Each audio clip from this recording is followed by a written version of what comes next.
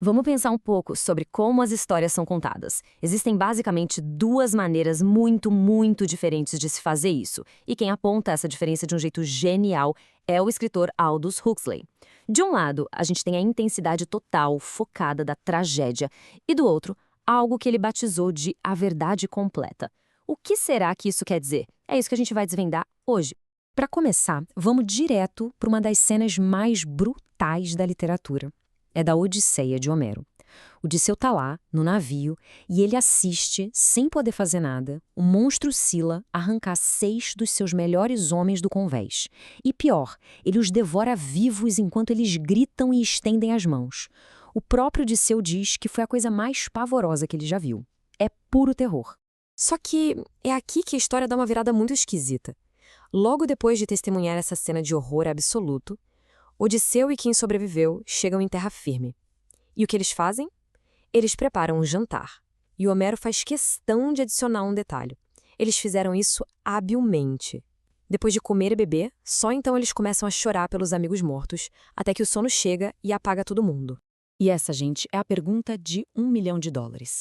Pensa bem, um autor de tragédias teria parado a cena no desespero, nas lágrimas. Porque o Homero, depois de tanto horror, faz questão de nos lembrar que as pessoas sentem fome, que elas cozinham com habilidade, que elas dormem. A resposta para isso, na verdade, revela duas formas completamente diferentes de enxergar a arte e a vida. Bom, para a gente entender essa lógica, nosso roteiro vai ser o seguinte. Primeiro, vamos definir o que é essa tal de tragédia pura. Depois, vamos colocar ela lado a lado com a verdade completa. A gente vai ver o que os autores trágicos deixam de fora de propósito, o efeito que cada tipo de arte tem na gente e, no final, por que uma não vive sem a outra. Então, vamos começar pela tragédia. O Huxley tem uma imagem ótima para ela. A tragédia é a arte da destilação. Sabe, como um químico no laboratório que isola uma única substância pura? Essa metáfora da química é perfeita. Para Huxley, a tragédia é quimicamente pura. Ela pega um único sentimento, uma única experiência humana, pode ser a dor, o luto, a coragem, e arranca essa experiência de todo o resto. Pensa no perfume de uma rosa. Para fazer essência, você destila o cheiro, mas joga fora a flor inteira, as folhas, o caule, a terra. Fica só o extrato puro. Então, a receita da tragédia seria essa. Passo 1. O autor escolhe e isola um aspecto da vida, tipo o sofrimento de um herói. Passo 2, e esse é crucial. Ele joga fora, de propósito, tudo que for irrelevante para aquele sofrimento. Fome, sono, uma piada, uma dor de barriga. Tudo isso fica de fora. E o passo 3, ele apresenta esse elemento puro da forma mais concentrada e potente possível. Certo, agora vamos voltar para o Homero e para o seu jantar estranho. Se a tragédia é a arte de excluir, de destilar, o que o Homero faz é exatamente o oposto. É a arte da inclusão.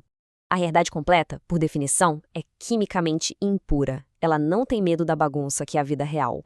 Ela abraça o fato de que, mesmo no pior dia da sua vida, seu corpo continua funcionando. As pessoas sentem fome, sentem sono, precisam ir ao banheiro. A verdade completa coloca o heroísmo e o trivial, o sublime e o ridículo, um do lado do outro. E essa tabela deixa a diferença claríssima. O autor trágico falando sobre luto só nos daria a dor, o choro. Já o Homero, ele nos dá a experiência completa. Primeiro, a fome, que é uma necessidade básica do corpo. Depois, a habilidade, o orgulho de fazer algo bem feito, mesmo que seja só um jantar. E só depois, de barriga cheia, vem o luto. E por fim, o sono, que vence até a maior das tristezas. É a vida como ela é, com toda a sua bagunça.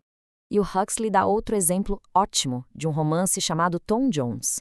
A heroína, Sofia, é linda, virtuosa, um poço de qualidades. Mas aí, numa cena, um estalajadeiro meio sem noção derruba ela do cavalo. Ela cai de um jeito todo desajeitado, de cabeça para baixo, e por um segundo todo mundo vê a roupa debaixo dela. É um momento cômico, constrangedor. Uma heroína de tragédia simplesmente não pode passar por isso. É uma irrelevância que quebra totalmente o clima. E isso nos leva a um ponto-chave. Para conseguir criar o efeito da tragédia, o autor precisa agir como um censor. Ele precisa vetar ativamente pedaços da realidade. Pensem comigo. Em Macbeth, de Shakespeare, o personagem Macduff descobre que a família inteira dele foi assassinada. A dor dele é gigantesca, épica. Agora, imagina se o Shakespeare colocasse uma ceninha dele comendo um prato de comida, tomando um uísque e depois indo dormir. Seria realista? Provavelmente sim, mas acabaria na hora com a intensidade trágica daquele momento. Ou esse exemplo, ainda mais forte, da Desdémona em Otelo. Imagina ela, no meio daquela angústia toda, com o ciúme do Otelo prestes a explodir, e de repente ela tropeça e cai, que nem a Sofia do outro livro. A peça viraria outra coisa na mesma hora. Deixaria de ser uma tragédia. Viraria talvez uma comédia de humor sombrio, mas não uma tragédia pura. Certos detalhes do dia a dia simplesmente não podem entrar nesse universo. E aqui está a grande tese do Huxley, preto no branco. Não é que uma forma de arte seja melhor que a outra. É que elas são como água e óleo, não se misturam. Um artista precisa escolher que caminho vai seguir. Não dá para ter os dois ao mesmo tempo na mesma história. Ok, então os métodos são diferentes. Mas e o resultado? Qual o impacto disso na gente, no público? Como é que essas duas formas de arte nos afetam? A tragédia, por ser tão pura e concentrada, age como uma injeção de adrenalina. Ela causa o que o Huxley chama de exultação heróica. Ele usa uma imagem fantástica. É como passar um ímã por cima de um monte de limalha de ferro. Por um instante, toda a bagunça da nossa alma se alinha, forma um padrão lindo. A gente se sente nobre, sente que também aguentaria aquele sofrimento. Mas, quando o ímã vai embora, a limalha volta a ser uma bagunça. Já a verdade completa tem um efeito mais sutil. Ela não dá esse pico de emoção, mas nos leva a um estado de aceitação, de resignação diante da vida. É um efeito mais calmo, mas muito mais duradouro. Certo. E no mundo de hoje, qual das duas prevalece? Para o Huxley, embora a tragédia nunca vá morrer, a grande marca da literatura moderna passou a ser essa busca pela verdade completa. Ele cita esses gigantes da literatura do século XX. E por mais diferentes que eles sejam entre si, o que une um Proust, um Kafka ou um Hemingway é justamente essa preocupação em capturar a experiência total. O fluxo de consciência, as pequenas coisas sem importância, as sensações do corpo que existem ao mesmo tempo que os grandes dramas da mente. No fim das contas, a grande sacada é esta. Não há uma competição para ver quem é melhor.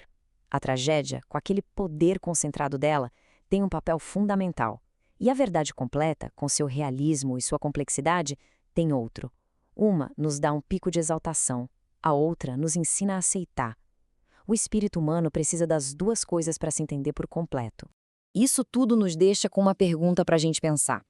Nos filmes, séries e livros que a gente consome hoje, o que aparece mais? Aquela intensidade purificada de um herói que só sofre, que só sente uma coisa de cada vez? Ou a gente se identifica mais com um personagem que, depois de salvar o mundo, ainda precisa pensar no que vai fazer para o jantar? A resposta talvez diga muito sobre o que a gente busca na arte. E na vida também.